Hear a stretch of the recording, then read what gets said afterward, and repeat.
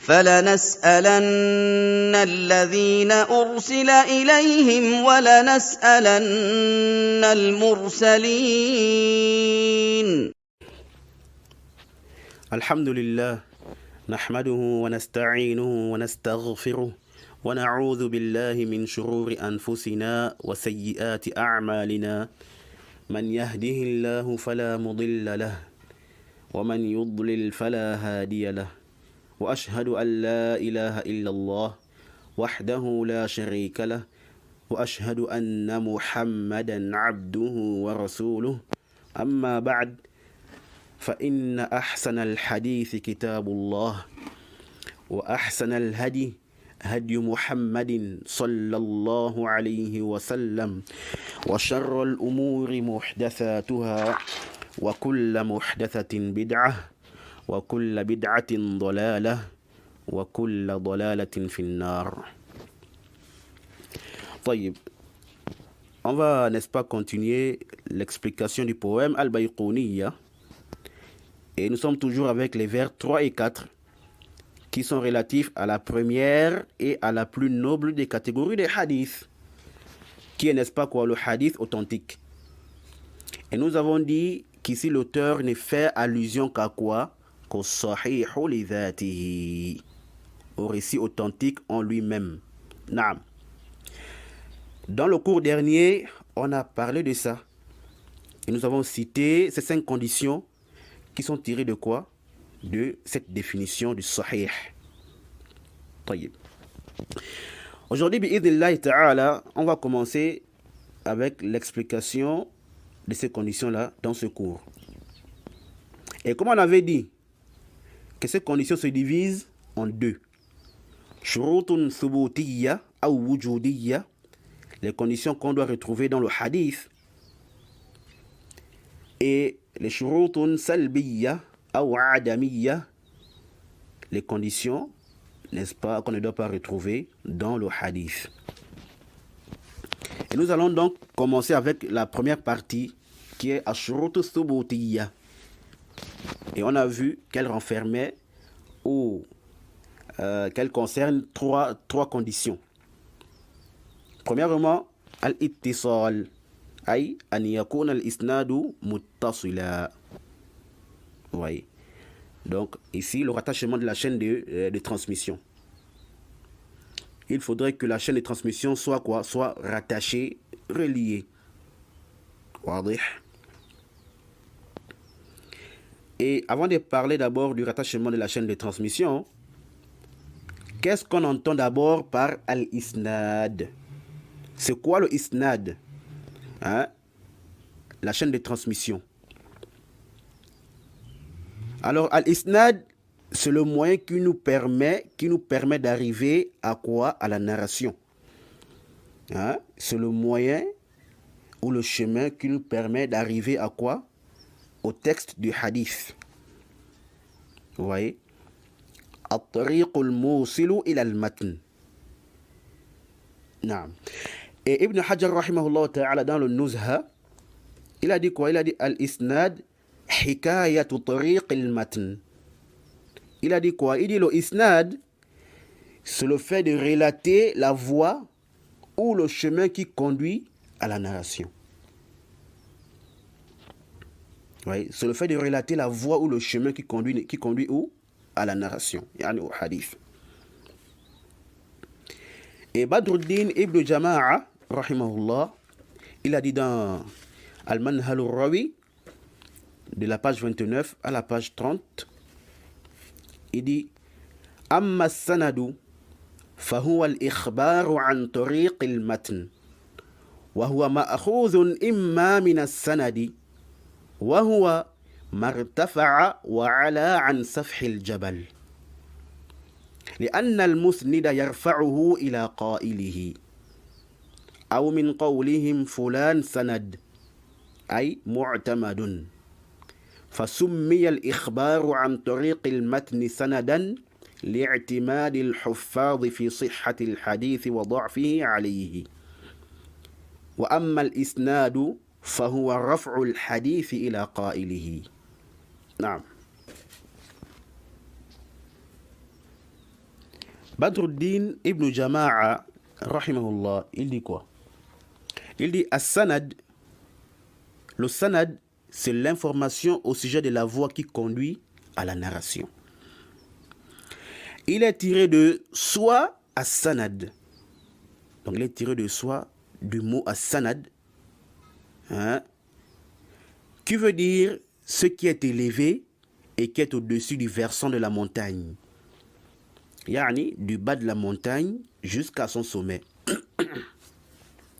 Du bas vers le haut. Pourquoi? Ibn Jama'a nous dit, parce que celui qui rapporte le hadith avec sa chaîne de transmission l'élève et le renvoie à son auteur. Par exemple, un tel m'a dit, d'après un tel, d'après un tel, d'après un tel, que le prophète a dit. Ou que Abu Huraira a dit. Ou que l'imam Malik a dit. Voyez-vous. Donc, il fait quoi? Il élève la parole et la renvoie à son auteur par ce chemin-là. Non. Ibn Jama'a continue en disant, soit il est tiré de leurs paroles, un tel est sanad. Pour dire quoi? Qu'un tel est agréé. Il dit, on a donc appelé l'information au sujet du chemin conduisant à la narration par le sanad à cause du fait que les huffaz s'appuient sur ça. Pourquoi? Pour l'authenticité du hadith et sa faiblesse. Il dit, quant au isnad, c'est l'action même d'élever le hadith à celui qui l'a dit. Donc le renvoyer à son auteur. C'est clair ça? Donc, on a vu ici, à travers les propos d'Ibn Jama'a, la définition du sanad, pardon, et celle aussi du isnad, qui sont quoi? En réalité la même chose, voyez-vous. Sauf qu'il y a une légère différence au niveau du sens linguistique, voyez-vous. Yani, le isnad et le sanad, c'est la même chose. Sauf qu'au niveau linguistique, il y a une légère différence. Non. Donc le sanad c'est quoi? C'est l'appellation. Et le isnad c'est l'action même ou le fait.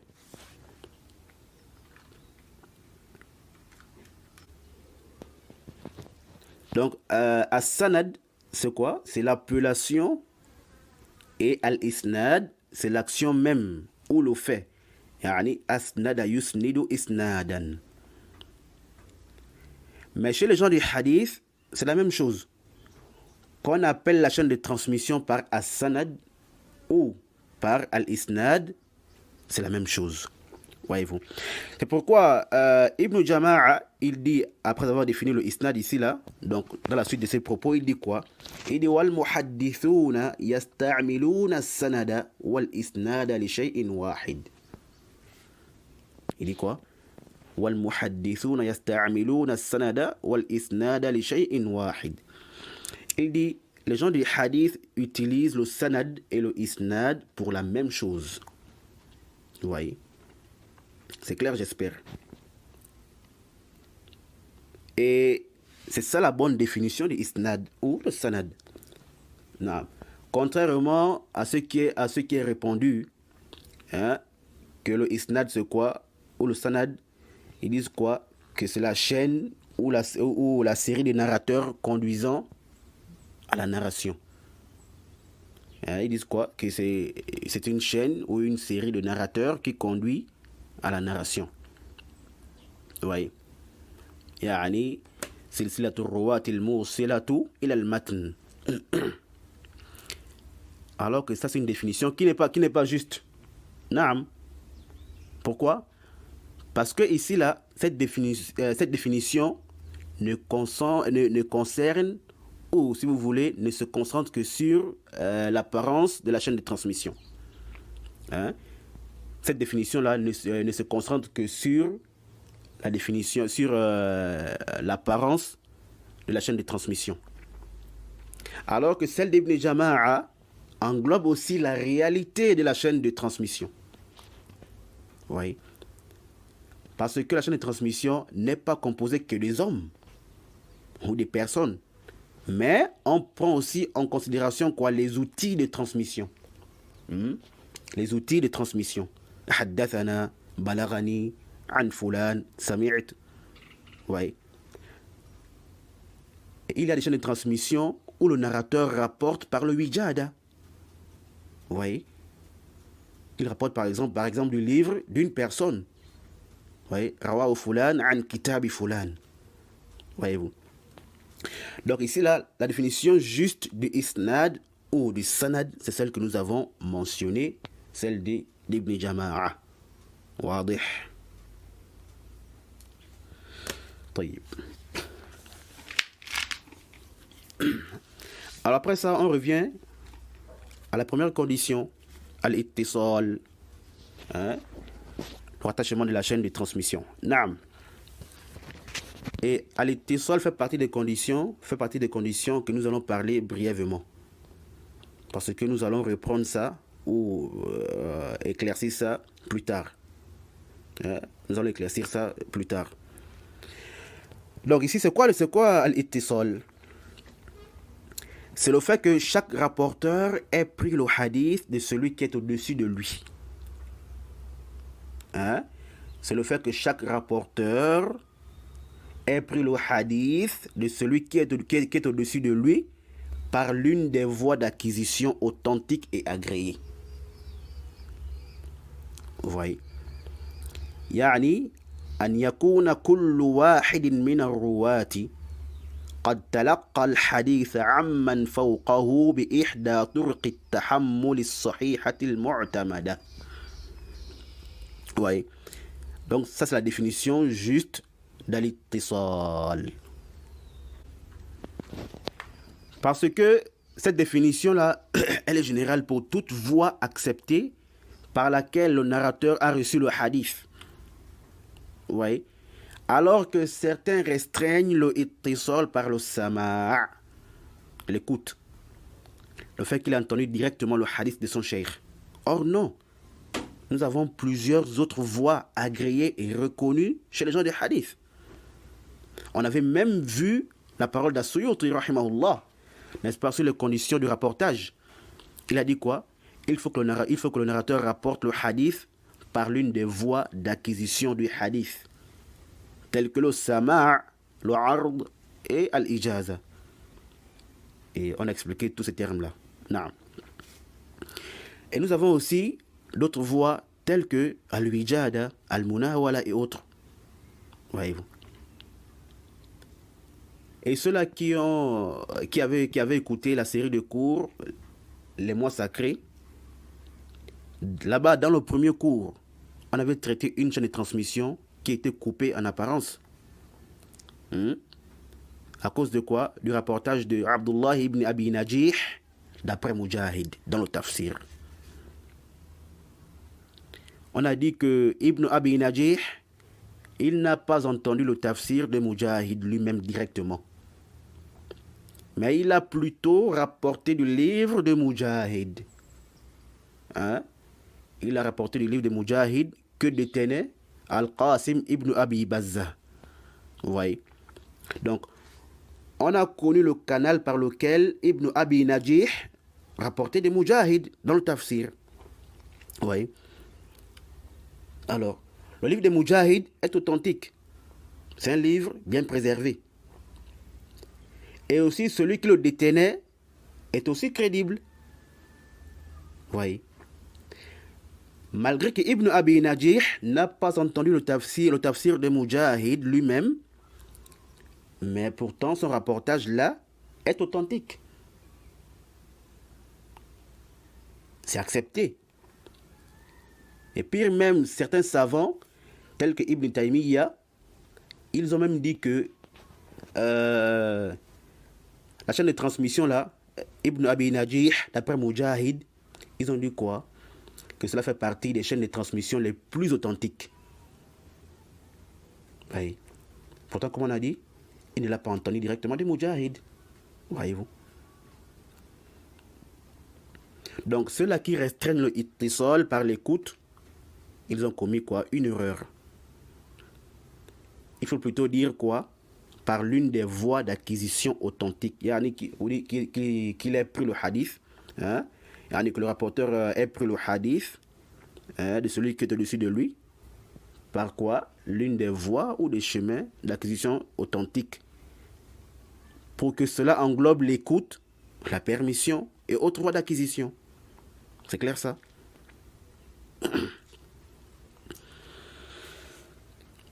Donc ici là, c'est comme on a dit. Hein?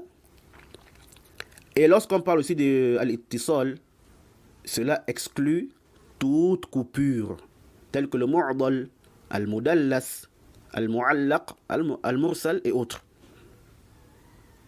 Vous voyez? Donc parmi les conditions, n'est-ce pas, du hadith authentique, hein, il faut que la chaîne de transmission soit rattachée.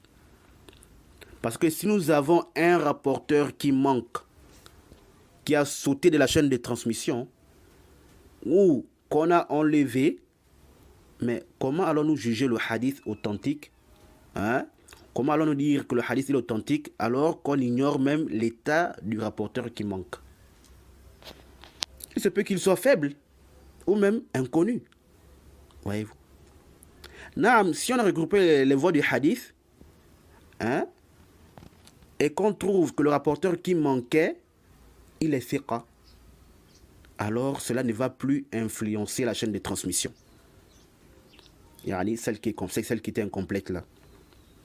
Parce qu'on sait déjà que celui qui manque, il est crédible. Donc, lorsque nous sommes face à une chaîne de transmission incomplète ou coupée, hein, parce qu'il manque un rapporteur, alors, qu'est-ce qu'on fait? On doit absolument chercher le rapporteur qui manque. Ceci pourquoi? Pour pouvoir donner un jugement. Si on trouve qu'il est faible ou inconnu, alors la chaîne de transmission n'est pas authentique. Mais s'il est crédible, alors elle devient rattachée, authentique. Bien sûr, s'il n'y a plus un autre problème dans la chaîne de transmission.